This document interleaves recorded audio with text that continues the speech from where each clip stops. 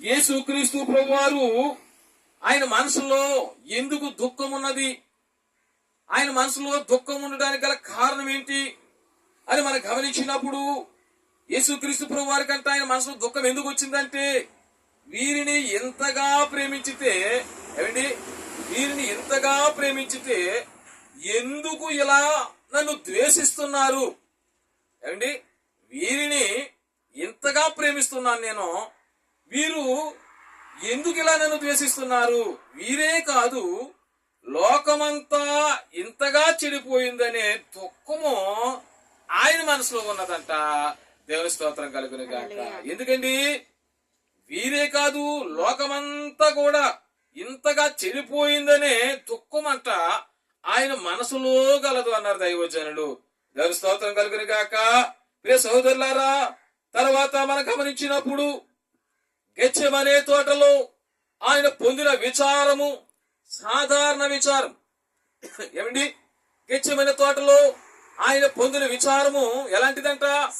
సాధారణ విచారము కాదు గాని ఆయనకు ఆ శ్రమలో రక్తపు చెమట కారినది. ఏమండి, ఏం కారింది?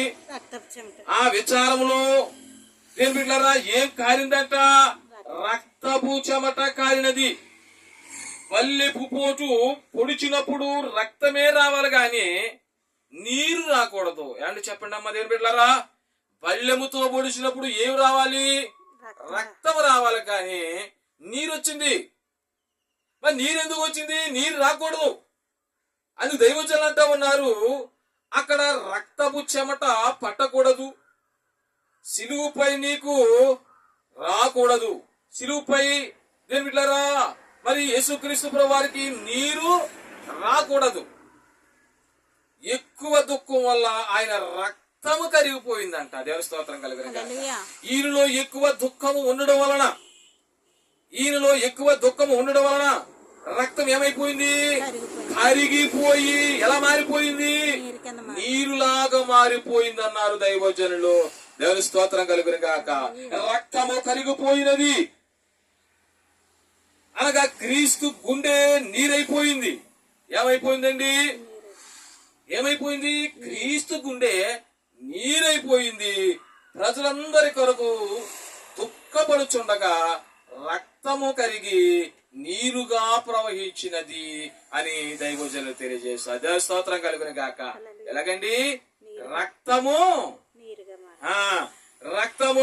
దేవుళ్ళ కరిగి నీరుగా ప్రవహించింది. ఎందుకని? ప్రజలందరి కొరకు దుఃఖపడుచుండగా యేసయ్య దుఃఖపడుతున్నాడు. నేను వీరిని ఇంతగా ప్రేమిస్తున్నాను, ఎందుకు వీరు ఇలా చేస్తా ఉన్నారు అని ఆయన మనసులో దుఃఖం ఉన్నదట. తరువాత దేని బిడ్డలారా, సిలువుపై వేలాడు యేసు ప్రభునకు నమస్కరించవలెను. ఎవరు? మనము. సిలువుపై వేలాడు యేసుక్రీస్తు ప్రభువారికి నమస్కరించవలెను. ఎలాగా? చేతులతో కాదండి, హృదయముతో ఆనందముతో నమస్కరింపవలెను. సిలువు మీద వేలాడుతున్న యేసుక్రీస్తు ప్రభువారిని మనం ఎలాగా స్తుతించాలని? రెండు చేతులతో కాదట, హృదయముతో ఆనందముతో నమస్కరింపవలెను. యేసుక్రీస్తు ప్రభు ఈ లోకంలో ఉన్నప్పుడు ఎవరిని గురించి ఆలోచించుచుండనగా మానవులందరి కొరకు కేవలము మనిషి తలంపులే, అనగా మనిషిని రక్షింపవలనే తలంపే ఆయనకుందంట. చూసారా ఎంత మంచి దేవుడు మన దేవుడు. దేని బిడ్డలారా, మనిషి ఎంత చేసినా ఏమి చేసినా దేని బిడ్డలారా ఎవరన్నా అయితే అలా పనిష్మెంట్ ఇస్తాడు, వేరే దేవుళ్ళకి ఇలా పనిష్మెంట్ ఇస్తారంటా ఉంటారు. కానీ యేసయ్య అంట నువ్వు ఎంత తప్పు చేసినా ఏం చేస్తాడు ఆయన? ఆ మనిషిని రక్షింపవలనే తలంపే ఆయనకు ఉంది. ఆయన బైబిల్ చింపేసిన, బైబిల్ కాల్ చేసిన దేని బిడ్డలారా, మరి బైబిల్ నూతులే పడేసి తొక్కేసిన దేని బిడ్డలారా. ఈ మధ్యలో ఒక ఆయన అలాగే చేస్తున్నాడండి, బైబిల్ చింపేస్తున్నాడు, నూతులు పడి తొక్కేస్తున్నాడు ఇక్కడే దేని బిడ్డలారా. కాబట్టి గమనించండి, మరి ఇలా చేసిన పనిష్మెంట్ ఇవ్వడం లేదు మన యేసయ్య. ఏమిస్తున్నాడు? రక్షణ ఇస్తున్నాడు వారికి. స్తోత్రం. దేని బిడ్డలారా, రాకడ మేఘం సిద్ధపరుస్తున్నాడు వారికి. చూసుకోండి.